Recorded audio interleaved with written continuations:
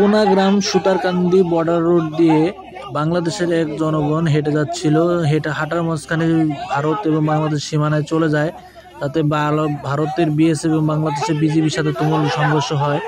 ভারতের বিজিবির সংখ্যা বাংলাদেশের বিজিবির সংখ্যা কম ছিল, ভারতের বিএসএফ সংখ্যা বেশি থাকায় পেরে উঠছিল না। এমন অবস্থায় বাংলাদেশের জনগণ বাংলাদেশের পাশে থাকে এবং বাংলাদেশের বিজিবিদেরকে সাহায্য করে ইটপাটকেলে মারছে।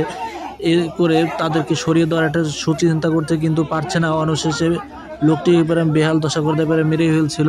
তারা ওদিকে নিয়ে তারা ভারতের সীমায় তাকে মৃত জমা দিবে, এই ভেবেছে তাদেরকে ক্রস ফায়ার দেবে, এই ধরনের কথাবার্তা বলছে। তাও বিএসএফ দেখেন বিজিবি মাত্র 2 জন পুলিশ তাকে কীভাবে আটকে রাখছে। টোটাল সর্বমোট 2 জন বিজিবি একাই টোটালে 3 জন বিজিবি দেখা যাচ্ছে। 3 জন বিজিবি প্রায় 15-20 সদস্যের বিএসএফকে আটকে রাখছে। তারা যে কোনো মুহূর্তে নিয়ে যাবে, কিন্তু বিজিবি তাদেরকে বোঝানোর চেষ্টা করছে এটা ভুল হয়ে গেছে, তার সাথে কোনো মাদক বা চোরা চালানোর মতো কিছু ছিল না।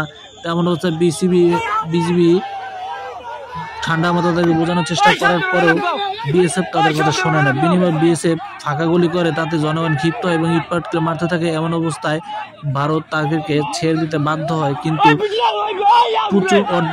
তাদের অর্ধেক সামরিক 10-15 জন চলে গেল। 4-5 জন বিএসএফ ছিল যারা এদেরকে ছাড়তে না, তারপরও তারা ছাড়া পেয়েছে, প্রাণে রক্ষা পেয়েছে।